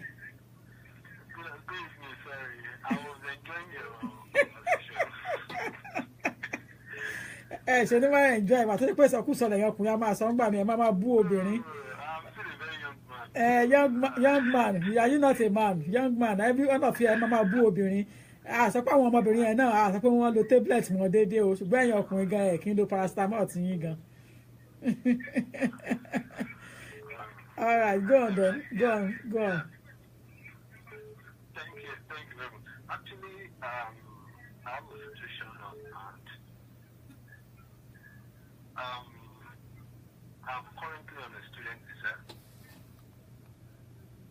Hello? Mo gbọ́ yín mo gbọ́ I can hear you. Then my wife has indefinite leave to remain. Okay. And expecting a baby as well. Okay. So I'm trying to change my status from. So I'm looking at I want to know the best routes to take, which you can advise. You are in a student status. Yeah. You have a British child. Expecting a British child. What about your partner? She's a British. She's on indefinite leave to remain. Are you married? Yes. You have marriage certificate. Yes. So you are coming under 5 years route. Okay.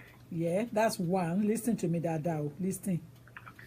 Your wife must be working and earn 18,600 because you are caught under income threshold. Okay. Because you are a student and you have leave to remain in the UK. So your wife must be working and earn minimum income of 18,600. Okay. What about the other of the British father?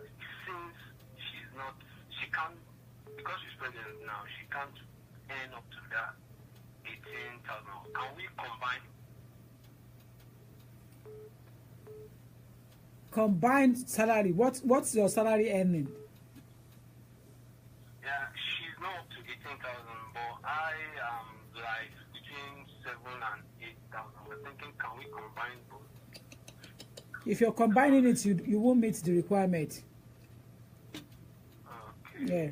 So it should be singular person. If I check the rules carefully, then I will know whether the combination will be okay, but not for the figure you quoted, because you are just only on 8,000, isn't it? Yeah. Couldn't meet the requirement, because when the situation when they use both salary, yeah, then it means that you have to. It means they have to put you on high scale of salary. Income that you have to meet, and it will not just be 18,600 anymore. You know, yes. So I think if you have time, I think you should come for advice. The challenge is quite powerful. Where are you? I have clients from Scotland. Okay, I should come from Birmingham.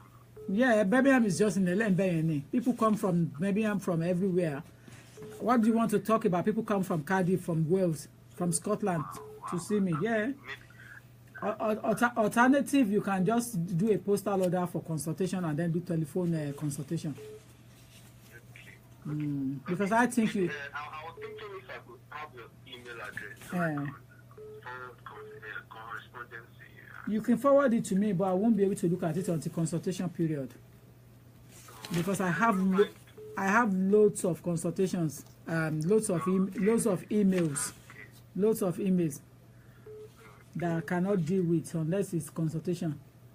Okay. I was thinking, let's assume we can't take the family, the wife route. I was thinking, okay, after the child, You were thinking of what? the criminal British father. Yeah, you can do that, but your child must have been born before your visa run out. Okay. Yeah. Thank you very much. I'll still have to ring you. Yeah, so it is clear from the above criteria that the financial resources in which couple might wish to rely are excluded. So it's obvious that. Are you still there? Yes. Yeah. I think they are not taking third parties' income anyway, and salary for both of you. Yeah. Yeah. So when you have time, we need to look at it properly. Because I would not want a scenario when you have a visa and then you are now run out as a result of one lawyer's mistake. So I think it's worth taking your time properly, get proper advice before you go in. Yeah. All right. Okay. All right. Bye.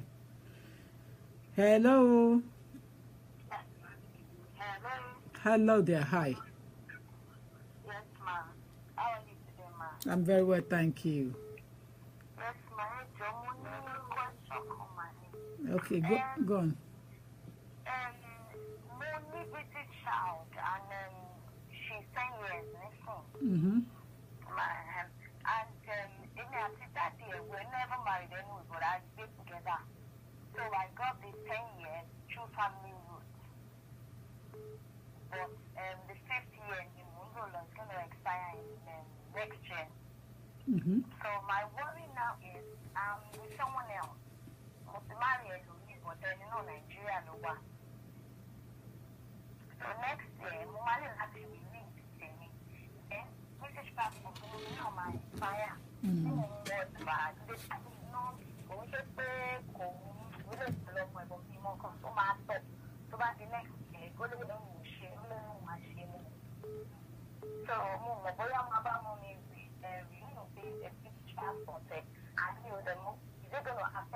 Definitely, I was told that I have to change from the family route to mother of a British child, man.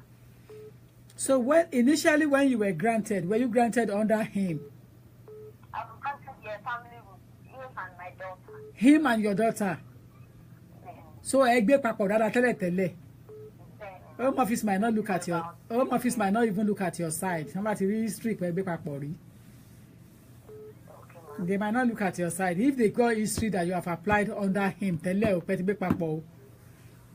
There is tendency that home office won't look at your side. Yeah.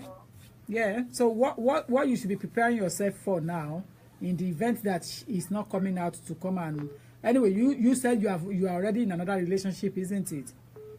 So obviously you have to be making application under your child later on. Okay, ma. So my next one here can change the you have that daughter. Yes. Okay, ma. Yeah. Then whatever on this kind of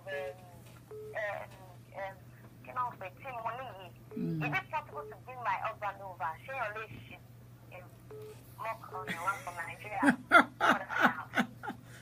My dear, I cannot guarantee you that. Okay, ma.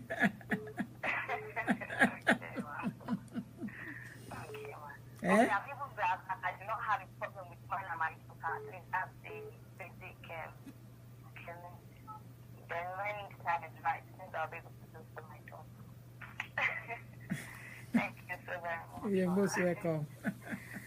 So this is my first time of watching your program and I really love it. I just have to get in and talk to you. Thank you so very much, ma'am. I appreciate it, ma'am. You're most welcome. Thank you. God bless you, Okay, dear. Bye. Bye.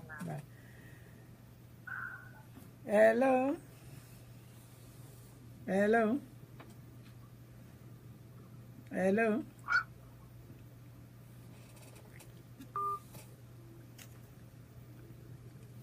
Let me see if there are questions that I can easily answer online and leave the phone. Àwọn oní phone call yìí gan tí yín pọ̀ ṣá. Jẹ́ kí n wo pé téèyàn lè answer online.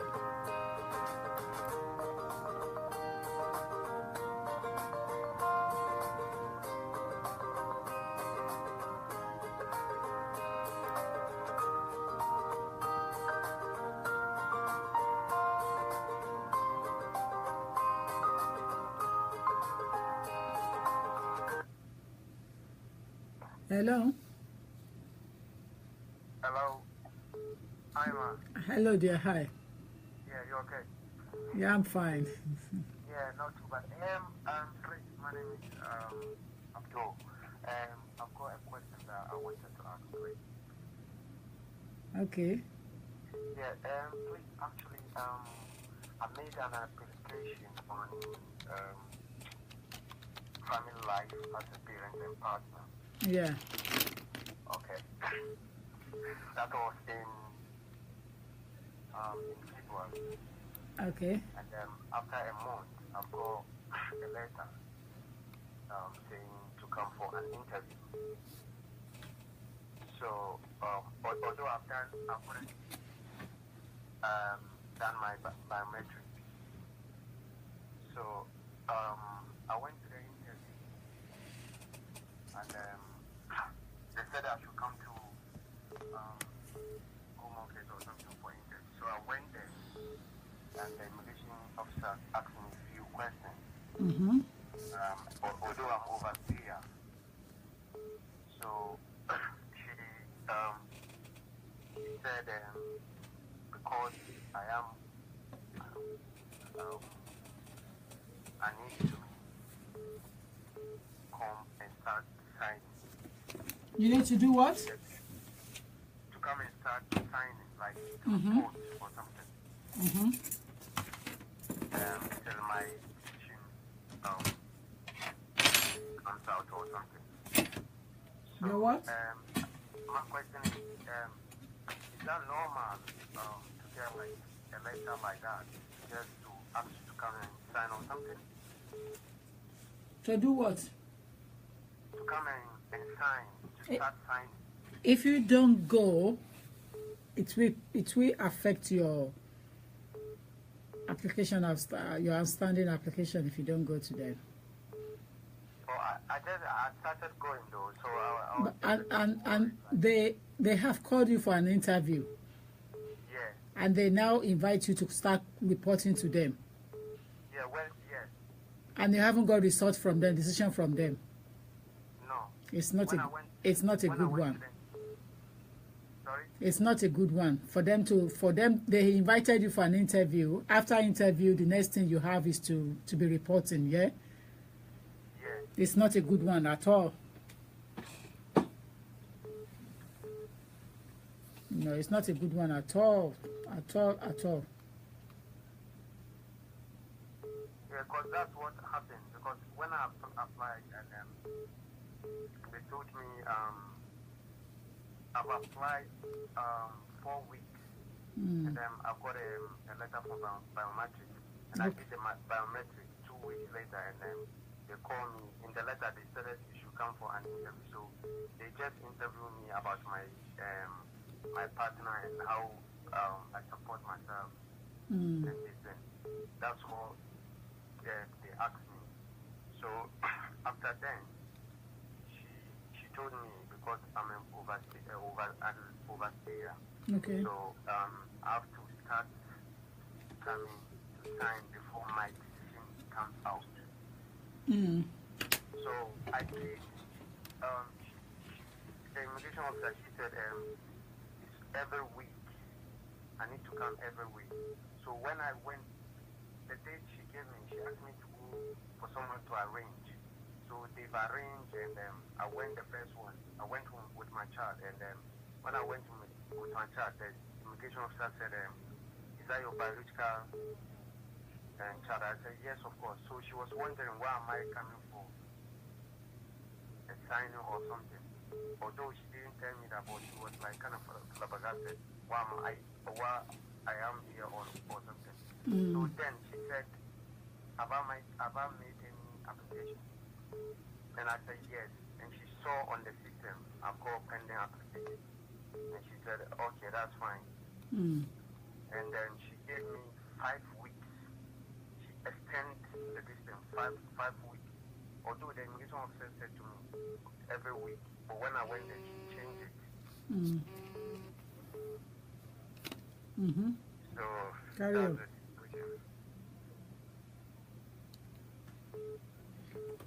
situation. You've been for an interview and they asked you to be reporting, isn't it? Yeah. Yeah. And they haven't given you any decision after the interview. No. She said I should start because I only made 4 weeks after. Then they asked me for interview, so I went there. And then when I went there, they interviewed me after. Your application was based because you marry or you are living with a British person, isn't it? No, I have British child. Oh, you have British child. Partner, yeah. But Together. So, are you not living with the mother of your child? yeah, we are together. We are the same. I've made, Have you made any application previously that was refused? yeah, that's what I mean. British child and a partner together. And they refuse you? They didn't refuse me. They didn't refuse anything. It's pending. She said to me, the immigration officer said to me, it's something that they are doing. That's what she said to me. Because she said, because I'm an overseer, I have to come and sign before my decision comes out. Yeah. So they want you to make they want you to make mistake not to attend. So they will use it so they can use it against you. Yeah, that's what she said to me. Yeah, that's what they're expecting. They are waiting for you to make mistake. Oh, okay. No, I've attended because that was even last month. I've attended the first one. Because when she interviewed me, she said it's every week. I have to come every week. So that's what she said to me. And she wasn't having my father or whatever. She just got my immigration history and then she asked me this question. She said this and that and that, and so she asked me the name of my partner, my son, and everything. And before, when I was even coming, she said if I have any more I have to go now. If you need further advice, I will suggest you book appointment to come and see me in the office. Do you understand? If you need further advice, you come and see me in the office. I'm going to leave the office number on the chat line now, but it's on 0208 309 8808. I have to go, but I want to take this last call before I leave. Okay. Yeah, thank you. Bye. Hello? Hello? Hello? Sorry, I was trying to speak to mommy on the phone. Sorry. Are you? Do you want to talk to me? I'm online now, but I just want to take. I want to take. Mommy, yes, Yeah, yes. I want to take your Hello. call before I leave. Hello? Yeah. Yes. Okay. Yeah, just put, Yeah. Carry on. okay, I just put a question on there now Mm. about I'm trying to plan to have my second child. Mm-hmm. Then I'm on leave to remain. Leave to remain. I'm just asking. I don't know if I have to pay NHS money. Yeah. If you're applying for an extension, you have to. Unless if So I'm trying to plan to have my second child. have you got leave to remain already? Have you got status already? Yes, ma'am. You don't have to pay NHS fee for the hospital delivery. No. For the hospital delivery, isn't it? Yeah, for the hospital. Yeah, for the hospital. Yeah, I don't think you have to pay because you've got paper to work now. You have right to be in the country now. Okay, ma'am. Yeah. Okay. Okay. But if you are owing them previously, they will take the money from you. Okay, yes, because I've paid the NHS already. Okay. Because when I was doing the second time, I've paid for the NHS already. Right. Okay. Okay. No problem. Thank you. Okay, Yeah. thank Bye. you so much. Yeah. God bless. Bye. Thank you. Bye. I have to go now. I won't be able to take any calls anymore. Kokino kopo shokini ope oge. I have to go now. I have promised myself that hours of time to spend with you guys online. I have to go. Phone line is not opened anymore. I have to go now.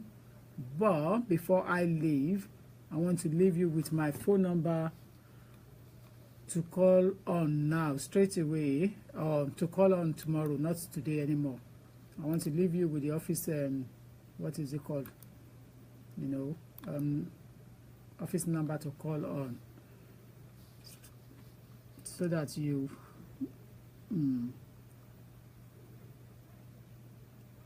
but I have to go now.